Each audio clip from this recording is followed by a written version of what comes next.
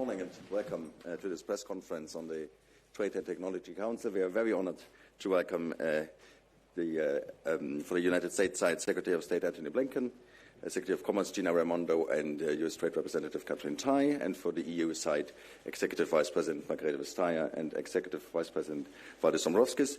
We have limited time, that's why we go straight into question, and the first question goes to Peter Hyde from Political. Sorry, your mic is coming, please.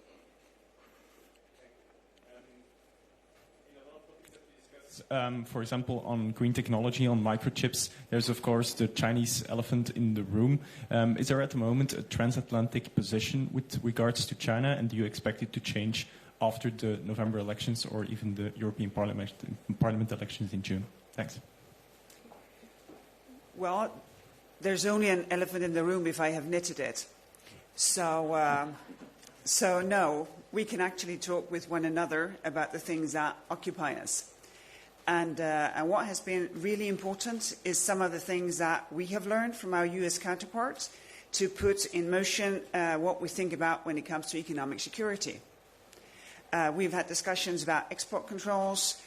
We have discussions about how to deal forward-looking when it comes to legacy technology on semiconductors. The US is conveying a survey that is mandatory. We have a voluntary one. We will compare notes in order to take measures forward to make our supply chains resilient. And we have been coordinating from the very first day on how to avoid a subsidy race, make the best possible use of the incentives available for both the US and Europe to increase our global footprint when it comes to semiconductors. And I think that strengthened us. It is not against someone, it is really pro a corporation, and I think we have actually delivered. Yeah, I would just say the role of advanced technology has changed the game when it comes to national security and economic security. And in fact, we had a very robust discussion this morning in the TTC Ministerial about using the TTC to further strengthen our collaboration as it relates to advanced technology, protecting our own shared interests in national security and economic security, and working together to counter any coercion or non-market practices from any other country, including China. So in that respect, I think the TTC has shown itself to be effective, and it's an area of prioritization as the TTC moves forward. Just to add one more footnote, I think what we've seen over the last 3 years is growing, increasing alignment in our approaches to these issues. And when the United States and the European Union are aligned, when we're working in common purpose, it's a very powerful force. Together, we represent almost half of world GDP. And that means that there's a certain weight that comes with having a shared position on something. And whether that's dealing with China or any other challenge, it makes a big difference. And the story, to me at least, of TTC is this growing alignment on all of the issues that you just heard alluded to. And we found that again today. And I think it also inspires us to continue this work because the more we're able to build convergence in our approaches, the more effective we're going to be in making sure that we're actually delivering results for the people we represent. That's what this is all about, fundamentally. Indeed, just to complement this, one of the flagship initiatives under Trade and Technology Council is Transatlantic Initiative on Sustainable Trade and building green transatlantic marketplace, which is indeed the largest marketplace in the world. And the better we work together on resilient supply chains, on developing joint standards, the more economic clout we are actually having. And this work stream on developing resilient supply chains exactly in area of semiconductors is exactly one of the areas we are focusing on. So. And it's very clear that in especially current very complicated geopolitical circumstances, it's actually very important that EU-US work together as strategic allies, as trusted partners, and with this we can also deal with the challenges other countries and the broader geopolitical situation is posing. Thank you very much indeed. Next question, Matt Lee from AP. Mike is coming. Thank you. Good morning, everyone. I'm going to apologize in advance for asking a very, very basic question that is going to betray probably my ignorance on the topics that you guys are discussing. And that is, you all have been at this for 2.5 years now. You don't seem to have produced any kind of a serious result. I mean, yes, there's a lot of dialogue and a lot of talk, but just on Monday, the U.S. and the U.K. signed a bilateral AI safety agreement. What is the hurdle to reaching one between the U.S. and the EU? And if and when something like that is agreed upon, can you point to what would be a tangible benefit for Americans and Europeans from that?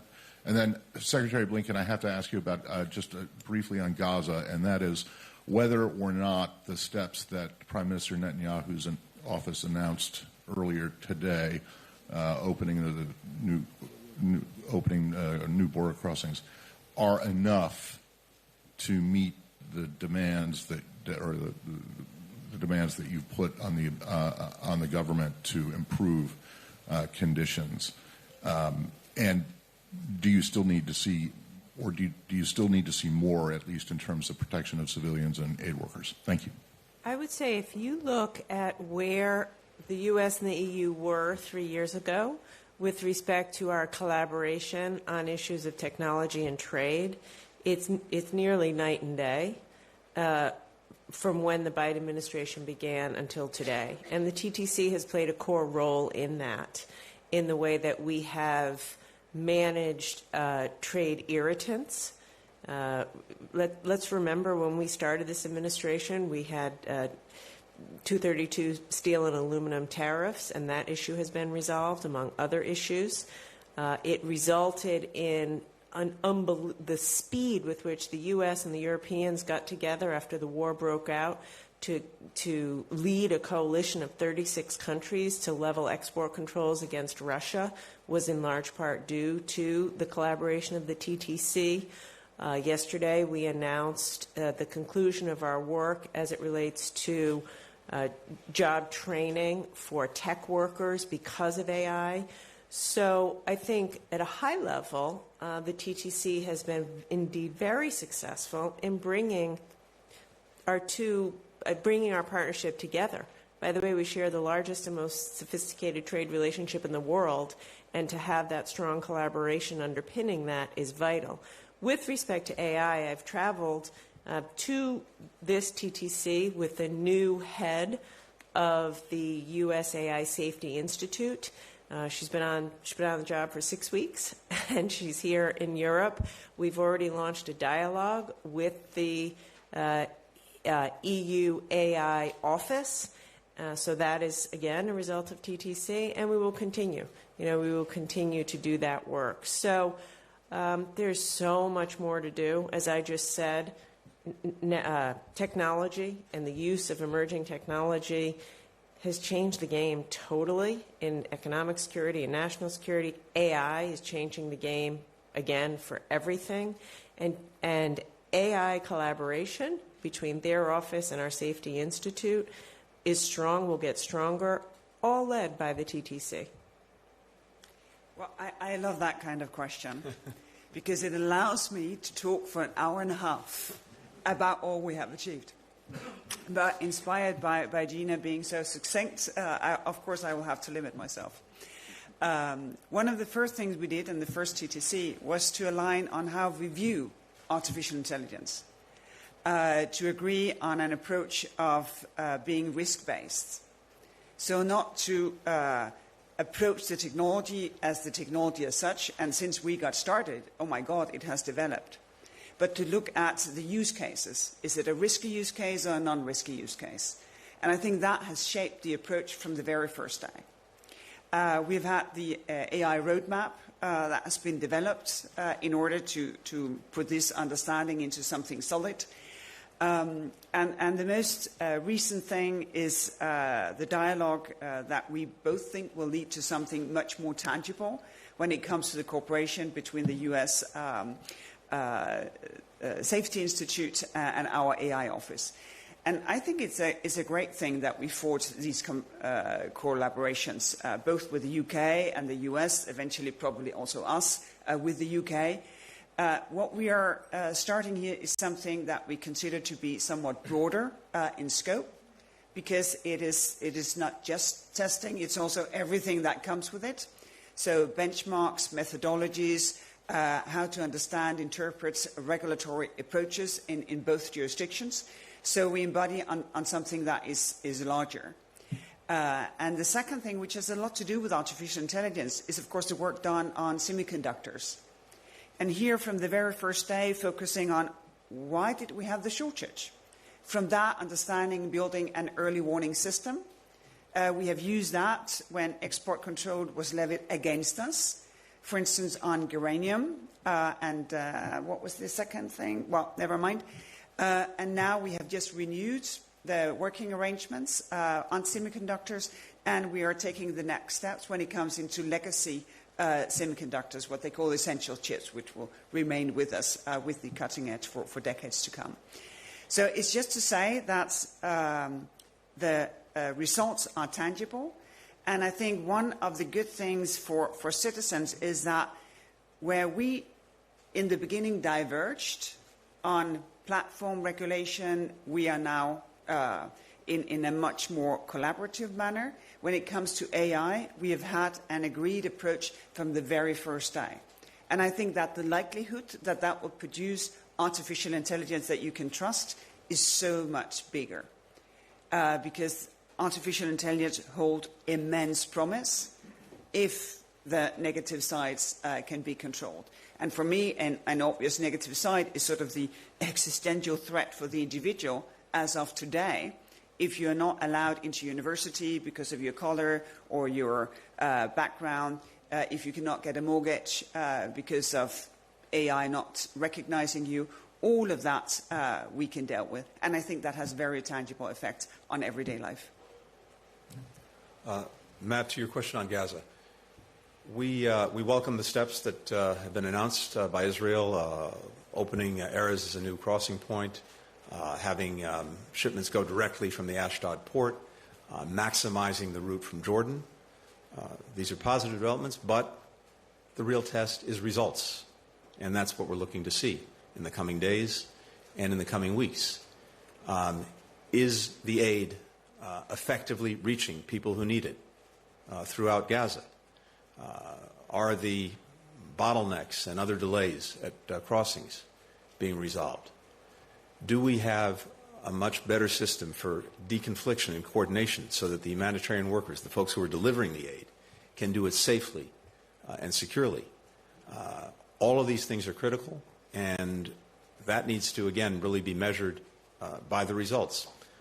And some of the measures that we're looking to include things like the number of trucks that are actually getting in on a sustained basis, and not just getting in, but then getting around, the aid being distributed throughout Gaza, including, critically, northern Gaza. Some of the measurements that we've been deeply concerned by, including the fact that almost 100% of the population is acutely food insecure, that they're indicators of potential famine. We'll be looking closely at those to see that they're reversed. So really the proof is in the results, and we'll see those unfold in the coming days and the coming weeks. Relatedly, it's also critical that we see an independent, thorough, and fully publicized investigation into the killing of the World Central Kitchen team who were performing heroic work under the most difficult circumstances in trying to get assistance to people who so desperately need it. So we're looking to see that investigation, we're looking to see a public accounting, and we're looking to see accountability in its wake.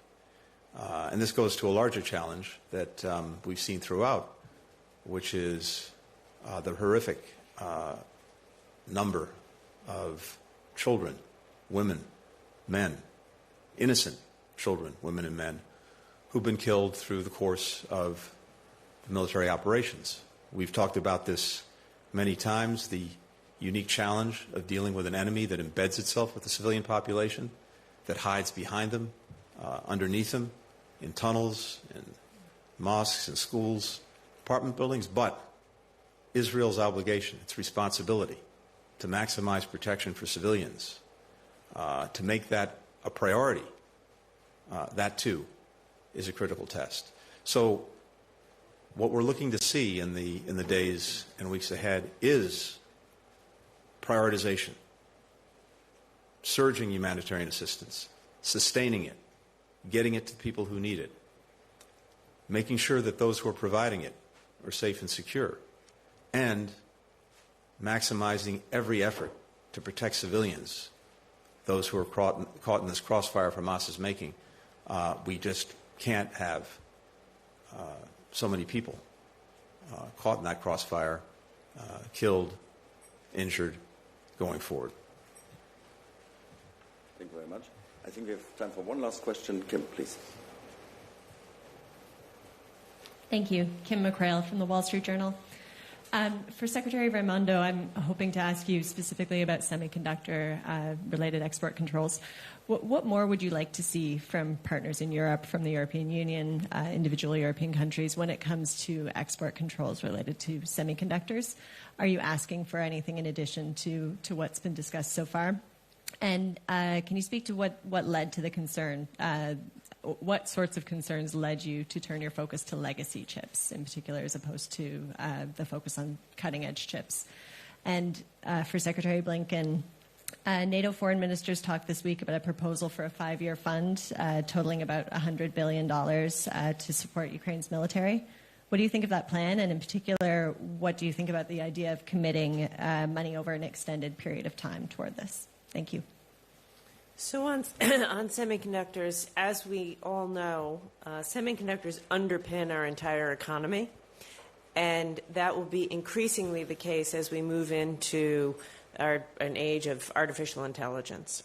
All artificial intelligence is built upon the foundation of semiconductors, advanced chips, but chips. So the watchword that we have when it comes to semiconductor export controls is vigilance. And what I'm looking for, and which is what we have with our European partners, is constant dialogue and vigilance. The Chinese wake up every day trying to figure out how to do an end run around our export controls so that they, and potentially their military, can access our most sophisticated technology, including chips, which means we have to wake up every day just as motivated to protect the citizens of our country. And we do that in collaboration with our partners, in this case, the Europeans. So I'm pleased with where we are, but it is, there's no end game. It is a constant work. And every time we see any sort of diversion, we need our allies to work with us to crack down on the diversion, to enforce, to share information, and to be more thoughtful about our approach.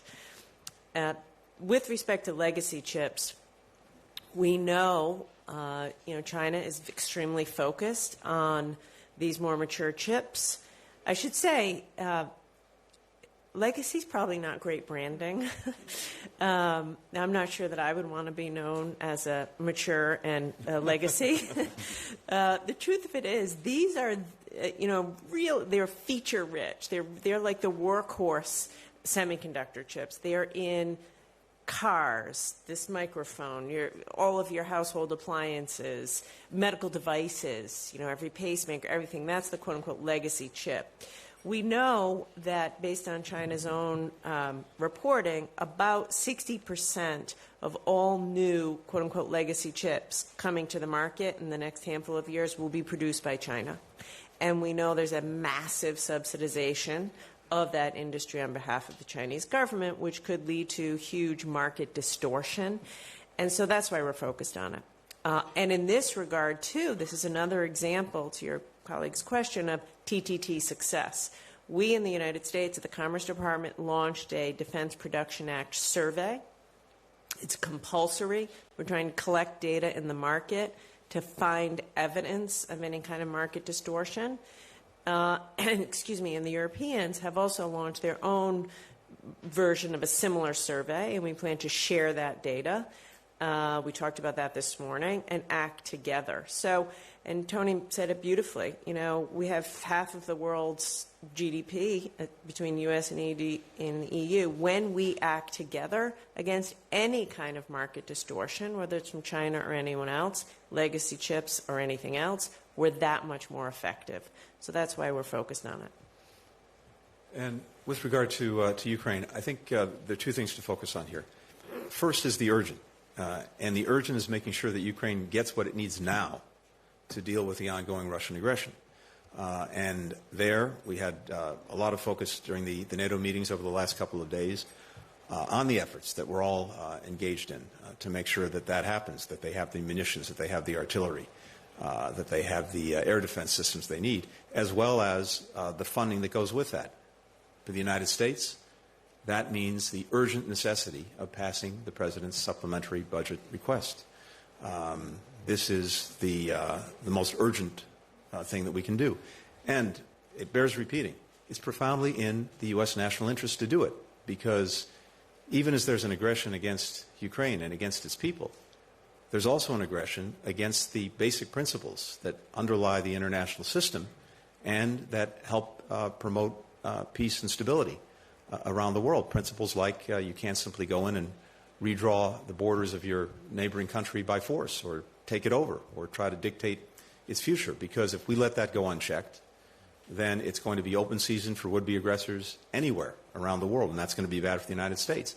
But second, the money that is in the supplemental budget request, virtually all of it, when it comes to support for Ukraine's military, is going to be spent in the United States, which will build up our own defense industrial base, provide more good jobs for our workers. Europeans have made similar investments. And again, I want to underscore something we've said from the outset.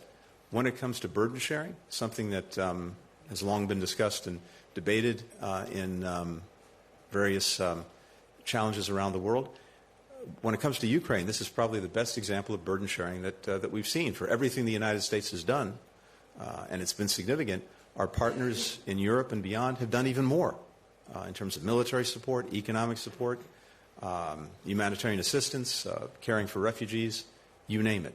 So that's one piece. The second piece, though, is the longer term.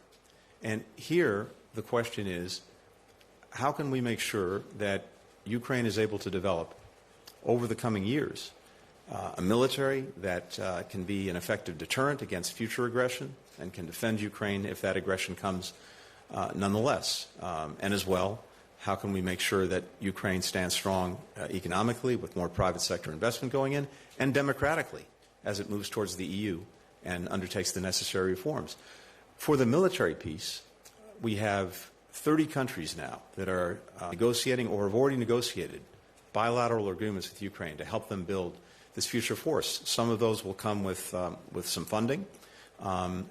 Similarly, we're looking at NATO, and this is what we'll be doing at the NATO summit in July in Washington, at NATO's role in helping Ukraine build this future force, which also will be critical for its eventual membership in NATO. Now, how all of this is funded, through which mechanisms, and by whom, all of that is being very actively discussed, and we'll continue those discussions as we head into the NATO summit.